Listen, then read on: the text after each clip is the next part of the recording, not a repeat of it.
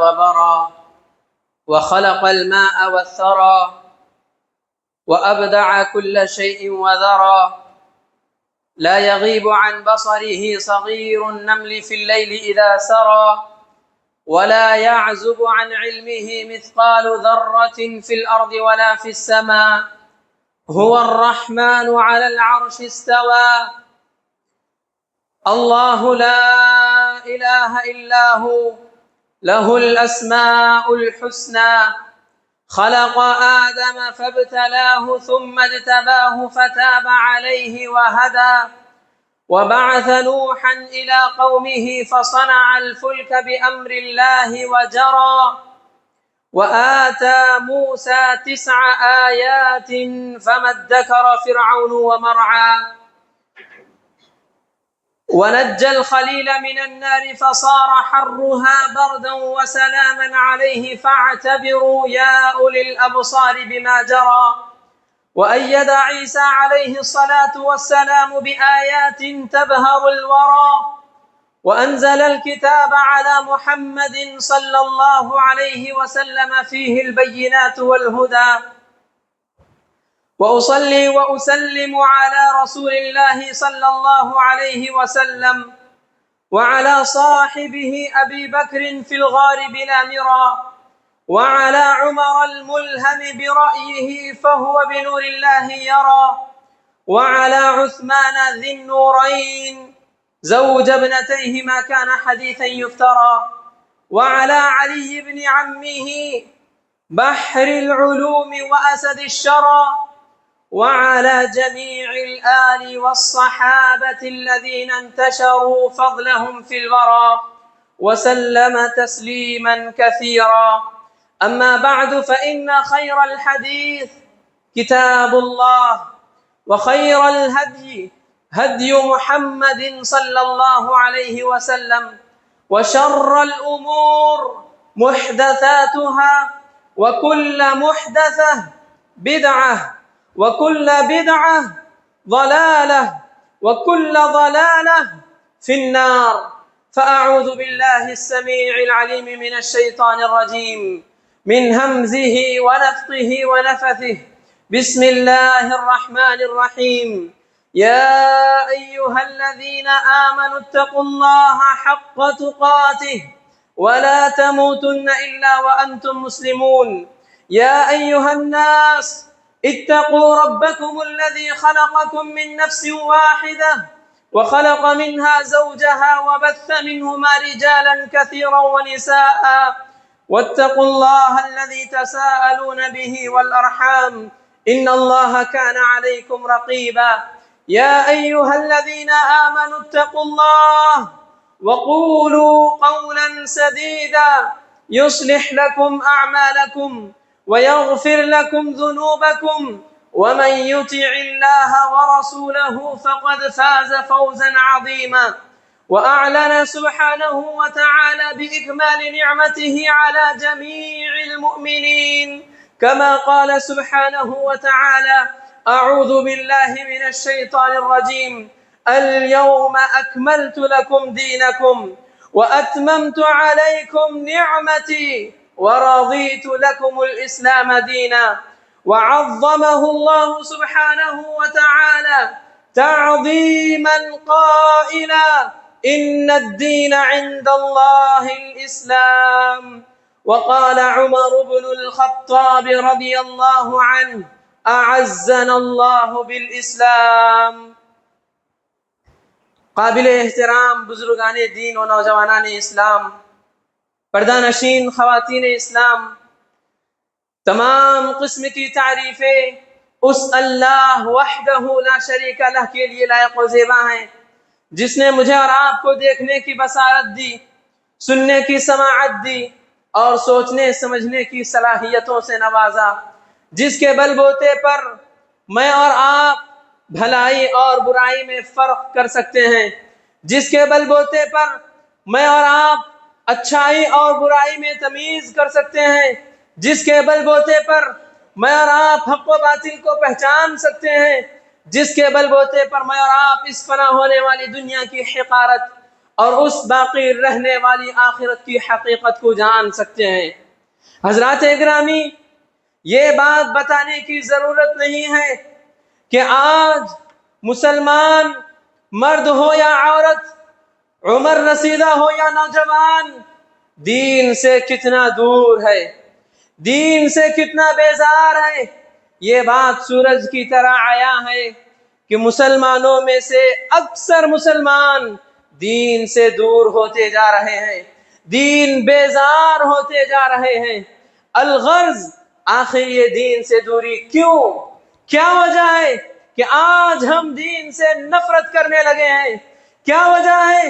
جس اسلام سے، جس دین سے اللہ تبارک و تعالیٰ نے امت مسلمہ کو عزت بخشی، ہم اس دین کو پس پشت ڈال کر دین اسلام کے علاوہ دیگر مذاہب میں اپنی عزت تلاش کرتے نظر آتے ہیں۔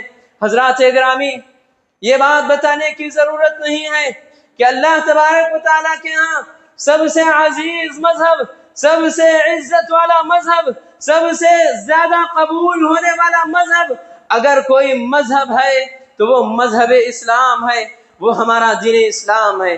اللہ تبارک و تعالیٰ نے ارشاد فرمایا، ان الدین عند اللہ الاسلام۔ مذاہب میں اگر کوئی مذہب قابل قبول ہے تو وہ دین اسلام ہے۔ مذاہب میں اگر کوئی ایسا مذہب ہے جس کی بنیاد پر جنت کا فیصلہ کیا جاتا ہو تو وہ مذہب اسلام ہے۔ مذاہب میں اگر کوئی ایسا مذہب ہے جس کی بنیاد پر جہنم کا فیصلہ کیا جاتا ہے تو وہ مذہب اسلام ہے۔ مذاہب میں اگر کوئی ایسا مذہب ہے جس کی بنیاد پر دوستی کی جاتی ہے تو وہ مذہب اسلام ہے۔ مذاہب میں اگر کوئی ایسا مذہب ہے جس کی بنیاد پر کسی سے عداوت کی جا سکتی ہے تو وہ مذہب اسلام ہے۔ حضرات گرامی، یہ وہ مذہب اسلام ہے جس سے ذلیل و خوار ہونے والی امت، اللہ تبارک و تعالیٰ نے اسی مذہب سے ان ذلیل و خوار امت کو عزت بخشا، اس گری ہوئی قوم کو عروج پر لایا، اس زوال پذیر قوم کو ترقی یافتہ بنا دیا، اور آج ہم اسی مذہب اسلام سے دور ہوتے جا رہے ہیں۔ اس کی پہلی وجہ، پہلا سبب یہ ہے کہ ہم نے اس دین، یہ دین ہمارے لیے جو نعمت ہے، اللہ تبارک و تعالیٰ نے اس کو بحیثیت نعمت جو اعلان کیا، اس کی اہمیت سے ہم واقف نہیں ہیں، اس کے علم سے ہم ناواقف ہیں، کیونکہ یہ دین ہمیں بیٹھے بٹھائے مل گیا، یہ دین ہمیں مفت میں مل گیا۔ اس دین کی عظمت کو جاننے کے لیے، اس دین کی قدمت کو اگر آپ جاننا چاہتے ہیں تو بلال حبشی سے پوچھئے، جو دنیا کی نظر میں غلام ہو سکتا ہے مگر اللہ کی نظر میں ایسا مومن، ایسا طاقتور مومن، ایسا قوی مسلم کہ اللہ تبارک و تعالیٰ نے حضرت بلال رضی اللہ عنہ کے قدموں کی آہٹ جنت میں سنا دیا۔ یہ وہ بلال جو دین کی قیمت کو جانتے تھے، جو دین کی عظمت کو جانتے تھے، مکے کی تپتی زمین پہ لٹا دیا جاتا، ننگی پیٹھ پر بھاری بھاری گرم گرم پتھر رکھ دیے جاتے اور یہ کہا جاتا کہ دین کو چھوڑ دو تمہیں تسلی مل جائے گی، دین کو چھوڑ دو تمہیں آرام و آسائش کے سارے سامان ہم فراہم کریں گے۔ مگر حضرت بلال رضی اللہ عنہ کو اس بات کا علم تھا کہ دنیا کا سارا سونا اگر اکٹھا کیا جائے تو دین کو نہیں خریدا جا سکتا، دنیا کی ساری آسائش اکٹھا کی جائے تو دین میں جو سکون ہے، دین اسلام میں جو آرام ہے، وہ آرام ہم حاصل نہیں کر سکتے۔ ہم جانتے ہیں اللہ تبارک و تعالیٰ نے کفار و مشرکین کے تعلق سے فرمایا، جب یہ کفر کی حالت میں مریں گے، توبہ کیے بغیر اللہ سے ملاقات کریں گے تو کل قیامت کے دن اللہ سے کہیں گے، اے اللہ زمین بھر سونا لے آیا ہوں، اس سونے کو لے لے اور مجھے جہنم کی آگ سے بچا لے۔ تو اللہ تبارک و تعالیٰ اس کے جواب میں اس طرح نقشہ کھینچتے ہوئے فرمایا، ان الذين كفروا وماتوا وهم كفار فلن يقبل من احدهم ملء الارض ذهبا ولو افتدى به. کل قیامت کے دن جب یہ کافر کہیں گے کہ زمین بھر سونا لے آیا ہوں، تو اللہ تبارک و تعالیٰ کہے گا زمین بھر سونا اگر تم بطور فدیہ بھی دینا چاہتے ہو، لن يقبل من احدهم، ان میں سے کسی ایک کا بھی یہ فدیہ قبول نہیں کیا جائے گا. آج ہم اس کو کامیاب سمجھتے ہیں جس کے پاس بینک بیلنس ہے، آج ہم اس کو کامیاب سمجھتے ہیں جس کے پاس دنیا بھر کی دولت ہے. ہمیں یہ حدیث ہمیشہ ذہن میں رہنا چاہیے. نبی کریم صلی اللہ علیہ وسلم نے فرمایا الدنیا سجن المؤمن، مومن کے لیے یہ دنیا قید خانہ ہے. بھلا آپ مجھے بتلائیے ایسا کون سا قید خانہ ہے جہاں ایک غریب کو قید خانے میں ڈال دیا گیا ہو اور وہ غریب اپنے خواہشات پورے کر سکتا ہو، وہ غریب اپنی آرزویں پوری کر سکتا ہو. وی آئی پیوں کے قید خانے الگ ہیں جس میں اے سی لگی رہتی ہے، جس میں صوفہ سیٹ لگا رہتا ہے. میں ان قید خانوں کی بات نہیں کر رہا ہوں، میں ان قید خانوں کی بات کر رہا ہوں جن کی سلاخوں کے پیچھے ہمارے کئی علماء نے اپنی زندگیاں قربان کر دی. میں ان سلاخوں کی بات کر رہا ہوں جن کے پیچھے کئی غرباء نے اپنی جانیں قربان کر دی. میں ان قید خانوں کی بات کر رہا ہوں جہاں غریبوں کی زندگی کاٹی جاتی ہے. بھلا آپ مجھے بتائیے ایسا کون سا قید خانہ ہے جہاں کسی غریب کی پوری خواہشات پوری کی جاتی ہوں؟ اور یہ دنیا ہمارے لیے وہ قید خانہ ہے. یہاں ہم اپنی مرضی سے نہیں جی سکتے، یہاں ہم اپنی مرضی سے نہیں کھا سکتے، یہاں ہم اپنی مرضی سے نہیں پی سکتے، یہاں ہم اپنی مرضی سے نہیں پہن سکتے، یہاں ہم اپنی مرضی سے ایک قدم بھی آگے نہیں بڑھا سکتے. یہی تو دین کا نام ہے، یہی تو دین کی تعلیمات ہیں. ہمارا اٹھنا بھی قال اللہ قال رسول کے تحت ہو، ہمارا بیٹھنا بھی قال اللہ قال رسول کے تحت ہو، ہمارا چلنا پھرنا بھی قال اللہ قال رسول کے تحت ہو، ہمارا کھانا پینا بھی قال اللہ قال رسول کے تحت ہو. الغرض ان صلاتي ونسكي ومحياي ومماتي للہ رب العالمین کی چلتی پھرتی تفسیر ہمیں بننی چاہیے. ہمارا جینا، ہمارا مرنا، ہمارے روزے، ہماری قربانیاں، ہماری عبادتیں سارے جہانوں کے پروردگار کے لیے ہونی چاہیے.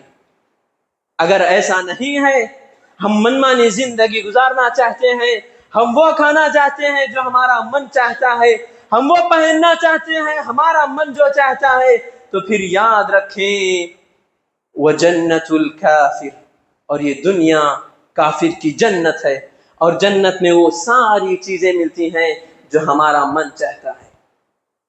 فیصلہ ہمیں کرنا ہے کہ یہ دنیا میں رہتے ہوئے ہم اس کو قید خانہ بنا کر زندگی گزارنی ہے، یا اس دنیا میں رہتے ہوئے ہمیں اس دنیا کو جنت بنا کر زندگی گزارنی ہے. حضرات گرامی، ایک بات کان کھول کر سن لیں. آج ہم میں سے بہت سے مسلمان ایسے ہیں جو دین کو الگ کرتے ہیں، دنیا کو الگ کرتے ہیں، اور کئی علماء ایسے ہیں جو دین دنیا کو ملا کر چلنے کا فتویٰ دیتے ہیں. وہ اپنی جگہ سچ ہیں، حق پر ہیں، مگر سننے والے یہ سمجھ لیتے ہیں کہ دین اپنی جگہ، مسجد میں دین، کاروبار میں دنیا، کعبے کو جائیں تو دین، معاملات میں دنیا. ہمارا مسجد میں بھی وہی رہن سہن ہونا چاہیے، باہر بھی وہی رہن سہن ہونا چاہیے. ہم کعبے کو جائیں تو ہمارا حج، ہمارا طواف، ساری عبادتیں بھی دین کے حساب سے ہونی چاہیے. اور جب حدود حرم سے ہم باہر نکلتے ہیں، لین دین کا معاملہ کرتے ہیں، تو یہ معاملات بھی ہمارا وہی ہونا چاہیے جو دین میں بتایا گیا ہے. تو پہلی وجہ یہ کہ ہم اس نعمت سے غافل ہیں، ہم دین کی اس عظیم الشان نعمت کو پس پشت ڈال دیے ہیں.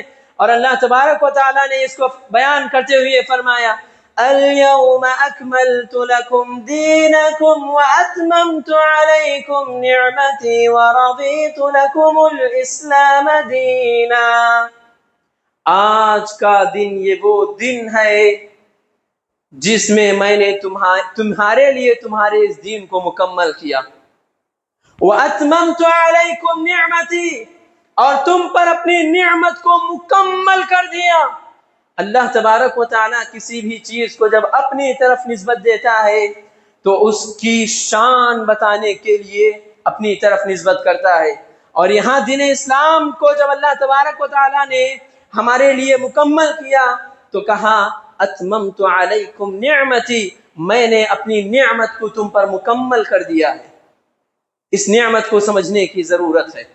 اگر ہم اس نعمت کو سمجھ جائیں گے تو انشاءاللہ دین سے لگاؤ پیدا ہوگا، انشاءاللہ دیندار بنیں گے ہم. اور یاد رہے ہر وہ شخص دیندار نہیں ہو سکتا جس کے چہرے پہ داڑھی ہو، ہر وہ شخص دیندار نہیں ہو سکتا جو کسی مدرسے سے پڑھ کر آیا ہو، ہر وہ شخص دیندار نہیں ہو سکتا جو اپنے آپ کو عالم کہتا ہو، ہر وہ شخص دیندار نہیں ہو سکتا جو علم کی چند کتابیں پڑھ لیا ہو.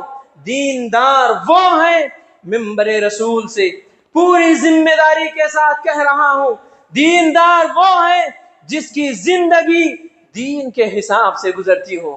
آج میں نے اپنے کانوں سے سنا ہے کہ ہم یہ سنتے ہیں کہ شادی میں اگر رشتہ تلاش کیا جائے تو دیندار کو چھوڑ دو، عالمہ کو چھوڑ دو. والعیاذ باللہ ہم اتنے گر گئے ہیں کہ جہاں اللہ تبارک و تعالیٰ نبی کے ذریعے کہا فَاظْفَرْ لِذَاتِ الدِّينِ، تم دینداری کو ترجیح دو. آج ہم یہ کہتے ہیں کہ بھائی دینداری کو چھوڑ دو. ہم اتنے کیسے گر سکتے ہیں؟ اپنے دین کو مضبوط بنانے کی ضرورت ہے، دین کو پہچاننے کی ضرورت ہے. اور اس دین کو پہچاننے کے لیے علم سے وابستہ کیجئے، علم سے اپنے تعلقات مضبوط کیجئے. اس دین کو پہچاننے کے لیے علماء سے اپنے رشتے جوڑ لیجئے. اگر آپ علماء سے دور رہیں گے تو اللہ کی قسم ایک دن ایسا آئے گا جب آپ انجینئر علی مرزا کے فتنے میں بھی مبتلا ہوں گے. علماء سے اگر آپ دور رہیں گے تو ایک دن ایسا آئے گا شکیل بن حنیف کو آپ مہدی بھی سمجھیں گے، نبی بھی سمجھیں گے، عیسیٰ بھی سمجھیں گے علیہ السلام. اگر آپ دینداری سے دور رہیں گے تو آپ کی دنیا بھی برباد ہو جائے گی اور آخرت بھی تباہ ہو جائے گی. بہرکیف میں ان باتوں سے یہ بات واضح کرنا چاہتا ہوں کہ دین کی اتنی بڑی قیمت ہے کہ ہم اگر ساری زندگی سونا کماتے جائیں یا اتنا کمائیں کہ قیامت تک آنے والی ہماری نسلیں اگر اس سونے کو گننا چاہیں تو گن کر تھک جائیں مگر وہ سونا ختم نہ ہو تو اللہ کی قسم اس سونے سے بھی کہیں زیادہ قیمت ہمارے اس دین کی قیمت ہے. اور یاد رہے اگر مالدار کے پاس، جس کے پاس ساری دولت ہے، دینداری نہیں ہے تو وہ کنگال ہے، مسکین ہے، غریب ہے، فقیر ہے. اس کے برعکس اگر وہ غریب جس کے پاس آج کھانے کے لیے روٹی نہیں ہے مگر دینداری ہے تو اللہ کی قسم اس مالدار سے کہیں زیادہ مالدار یہ دیندار ہے. تو اس لیے دینداری کو سمجھنے کی ضرورت ہے. ہم اپنے حساب سے سمجھنے کی کوشش نہ کریں، ہم اپنے من مطابق دینداری کو تلاش نہ کریں، سلف کے منہج کے حساب سے دینداری کو سمجھنے کی کوشش کریں، سلف صالحین کے منہج پر دین کو تلاش کریں. تب جا کے ہم کامیاب ہو سکتے ہیں، تب جا کے ہم دین کو حقیقی معنوں میں سمجھ سکتے ہیں. یہ رہی پہلی وجہ، ہم علم دین سے نا واقف ہیں، نا آشنا ہیں. دوسری وجہ اللہ کے ذکر سے ہم غافل ہیں، اللہ کے ذکر سے ہم غافل ہیں. اور یاد رہے اس میں سب سے بڑا کردار اگر کسی کا ہوتا ہے تو وہ صحبت کا ہوتا ہے، دوستوں کا ہوتا ہے. علامہ ابن القیم رحمہ اللہ نے فرمایا مجالست الصالحین، نیک لوگوں کے ساتھ اٹھنا بیٹھنا، نیک لوگوں کے ساتھ صحبت اختیار کرنا. تذکرکم اللہ، وہ آپ کو اللہ کا ذکر یاد دلاتی ہے، وہ آپ کو اللہ کے ذکر سے غافل ہونے سے روکتی ہے، ایسی صحبت جو نیک ہو. ومجالست الغافلین تنسی اللہ، اور برے لوگوں کی صحبت اللہ تبارک و تعالیٰ کے ذکر کو بھلا دیتی ہے. اور اللہ تبارک و تعالیٰ نے کہا وَلَا تَكُونُوا كَالَّذِينَ نَسُوا اللَّهَ، ایسے نہ بنو جو اللہ تبارک و تعالیٰ کو بھول گئے ہیں. اگر بن گئے تو کیا نتیجہ؟ فَأَنْسَاهُمْ أَنفُسَهُمْ، اللہ تبارک و تعالیٰ ان کو خود بھلا دے گا کہ وہ کس پوزیشن میں ہے، کس حیثیت میں ہے. باطل پرست رہیں گے اور اللہ تبارک و تعالیٰ ان کو بھلا دے گا کہ وہ باطل پرست ہیں.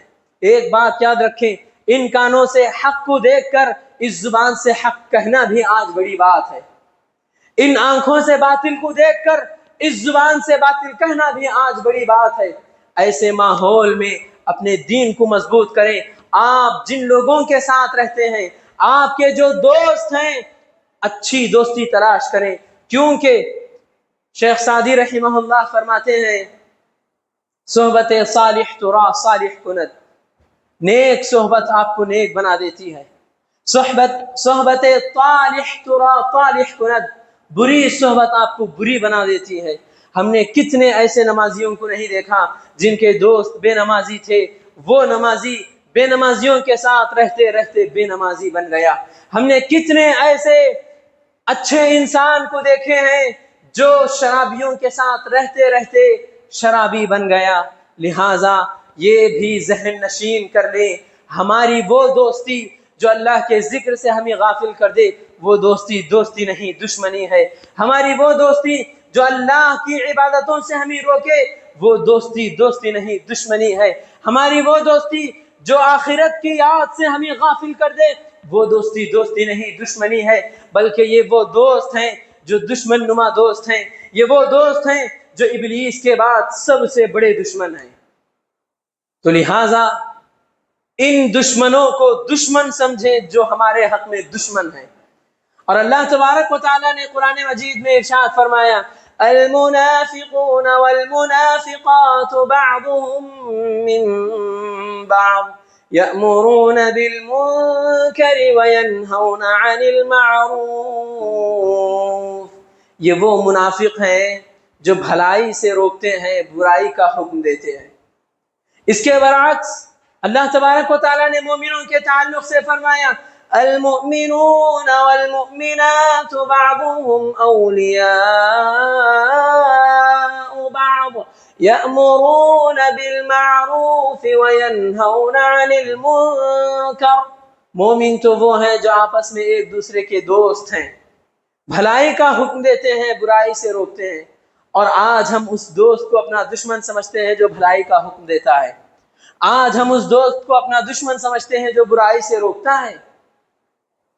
لہٰذا اپنے دین کو مضبوط بنانے کی ضرورت ہے اور اللہ کے ذکر سے اپنے آپ کو سنوارنے کی ضرورت ہے، اپنے آپ کو اللہ کے ذکر میں مصروف رکھنے کی ضرورت ہے. اس کے بعد حضرات گرامی، ہم مغربی کلچر سے بڑے متاثر ہیں. مغربی کلچر سے ہم یا ہماری نسلیں بڑی متاثر ہیں. آج دیکھیے دین میں جو عزت ہمیں بتائی گئی ہے، ہم اس کو چھوڑ کر مغربی کلچر میں اپنی عزت تلاش کرتے نظر آتے ہیں. ہمیں حضرت عمر بن خطاب رضی اللہ عنہ کا وہ واقعہ یاد ہونا چاہیے. جب شام فتح ہو گیا تھا تو حضرت عمر بن خطاب رضی اللہ عنہ نے وہاں ایک خط لکھ کر بھیجا کہ مجھے بیت المقدس کی چابیاں دے کر بھیجو.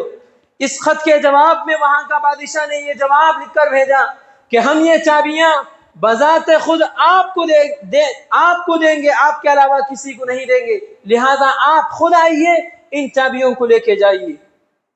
جب یہ خط حضرت عمر بن خطاب رضی اللہ عنہ کو پہنچا تو حضرت عمر بن خطاب رضی اللہ عنہ اپنے اسی لباس میں اپنے ساتھ ایک غلام کو لیے شام کی طرف نکل پڑتے ہیں. اور یہ ایک سواری کے ماتحت یہ سارا سفر عمل میں آتا ہے. کچھ دیر حضرت عمر بن خطاب رضی اللہ عنہ سواری پر سوار ہوتے ہیں. جب آپ کا غلام حضرت عمر بن خطاب رضی اللہ عنہ کے ساتھ رہنے والا وہ غلام تھک جاتا تو حضرت عمر بن خطاب رضی اللہ عنہ خود پیدل ہو لیتے اور اس پیدل چلتے غلام کو سواری پہ سوار کر دیتے. چلتے چلتے آخر کار شام کے قریب جب پہنچے تو مسلمانوں کے کمانڈر حضرت ابو عبیدہ بن الجراح رضی اللہ عنہ استقبال کے لیے تشریف لاتے ہیں. جب حضرت عمر بن خطاب رضی اللہ عنہ پہ نظر پڑتی ہے تو حضرت ابو عبیدہ بن الجراح رضی اللہ عنہ کہتے ہیں یا امیر المؤمنین ما صنعت امرا عظیما، اے امیر المؤمنین یہ تم نے اپنا کیا حلیہ بنا رکھا ہے، تم شام کے بادشاہ سے ملنے کے لیے جا رہے ہو، ایسا لباس پہنے ہو جس میں تہبند نظر آ رہے، جس میں پیوند نظر آ رہے ہیں، ایسا لباس پہنے ہو جس سے لگتا ہے کہ یہ ایک غریب ہے، یہ مومنوں کا امیر نہیں ہو سکتا، ایسی سواری کے ساتھ آئے ہو، ایک ہے اور سوار دو ہیں، کتنا اچھا ہوتا اگر آپ اچھے لباس میں ملبوس ہو کر آتے، کتنا اچھا ہوتا آپ اچھی سواری میں آتے۔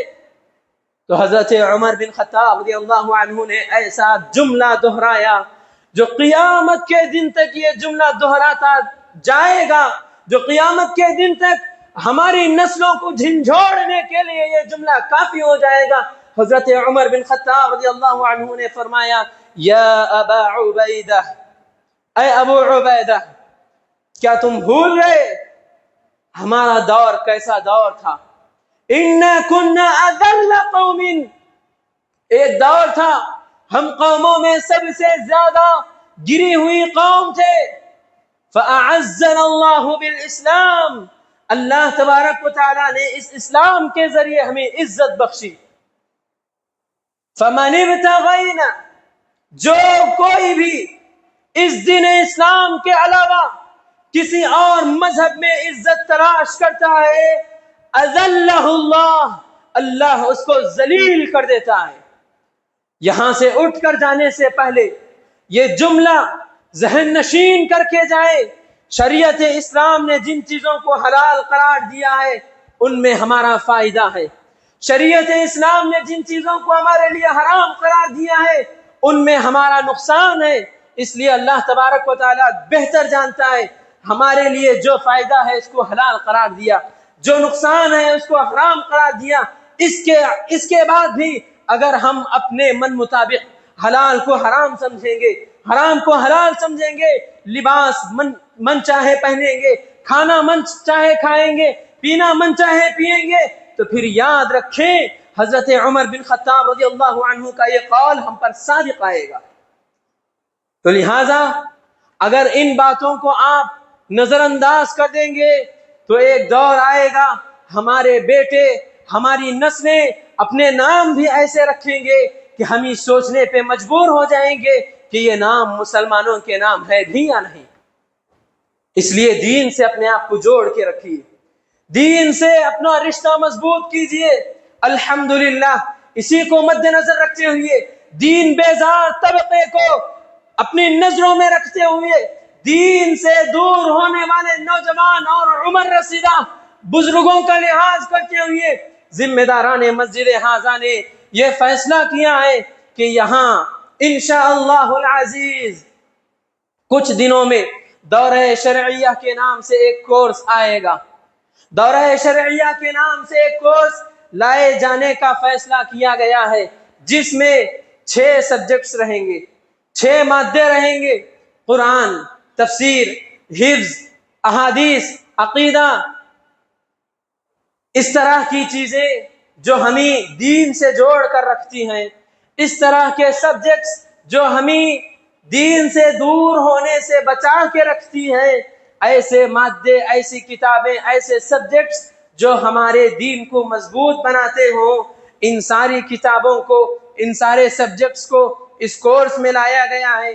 گزشتہ جمعہ بھی یہ اعلان کیا گیا تھا، افسوس ہوا اس وقت جب پہلی صف اول میں بیٹھے حضرات اپنا نام لکھا رہے تھے، پیچھے صف سے لوگ خالی ہوتے جا رہے تھے، حالانکہ یہ باور کرایا گیا تھا کہ یہ کلاس ویکلی کلاس ہوگی، ہفتے میں ایک کلاس ہوگی۔ آپ ذرا جائزہ لیجئے، ہم اپنے پیٹ کے لیے ہر دن اکثر حصہ نکال دیتے ہیں اپنی آخرت کے لیے۔ دیکھیے میں یہ نہیں کہتا، بلکہ قرآن و حدیث میں کہیں بھی ایسا نہیں ملتا کہ آپ دنیا کو لات مار کے آخرت کے پیچھے پڑ جائیے۔ ہمیں یہ دعا یاد ہونی چاہیے جس کا حکم دیتے ہوئے نبی کریم صلی اللہ علیہ وسلم نے فرمایا، طواف کرنے والے اچھی طرح جانتے ہیں، رکن یمانی کے پاس جب ہم طواف کرتے ہیں تو اللہ تبارک و تعالیٰ نے ہمیں جو دعا سکھلائی اپنے نبی کے ذریعے، وہ دعا ربنا آتنا فی الدنیا حسنہ وفی الآخرۃ حسنہ، دنیا بھی چاہیے دین بھی چاہیے۔ اگر دین دنیا الگ الگ ہوتے تو اس دعا میں اللہ کی قسم اللہ دنیا کا ذکر نہ کرتا۔ اور قارون کو اللہ تبارک و تعالیٰ نے نصیحت کرتے ہوئے کہا اللہ نے تجھے جو مال دے رکھا ہے اس مال کے ذریعے تو آخرت کی تیاری کر، وَلَا تَنْسَ نَصِيبَكَ فِي الدُّنْيَا وَلَا تَنْسَ نَصِيبَكَ، دنیاوی معاملے میں تو اپنا جو حصہ ہے اس کو نہ بھول، دنیا کے ساتھ ساتھ آخرت کی تیاری کرنے والا کامیاب ہے۔ اور ہم نے بہت ایسوں کو دیکھا ہے جو آخرت کی تیاری کرتے ہوئے آخرت کو بھی حاصل کیے ہیں، دنیا کو بھی حاصل کیے ہیں، مگر اللہ کی قسم کسی ایک انسان کو بھی ہم نے ایسا نہیں دیکھا جو دنیا کی تیاری کرتا رہا اور اسے دنیا بھی ملی ہو آخرت بھی ملی ہو۔ دنیا ضرور ملی ہوگی مگر آخرت سے وہ محروم ہو جائے گا۔ اس لیے یہ جو کورس لایا گیا ہے ویکلی ایک کلاس، ہفتہ وارانہ ایک کلاس، ہفتہ واری کلاس ہم جسے کہتے ہیں، ایک دن میں سے کچھ لمحات کچھ پل ہم نہیں نکال سکتے اپنی اصلاح کے لیے؟ اگر اس کے باوجود بھی ہم جی چراتے ہوئے یہاں سے نکل گئے تو سمجھیے ہماری تقدیر میں اخروی زندگی کی کامیابی نہیں لکھی گئی ہے، کیونکہ آخرت میں کامیاب وہی ہو سکتا ہے جس کو آخرت کی تیاری میں لذت ملتی ہے۔ آخرت کی کامیابی اسی کو حاصل ہوتی ہے جس کو دنیاوی لذتوں سے بیزار محسوس ہوتا ہو۔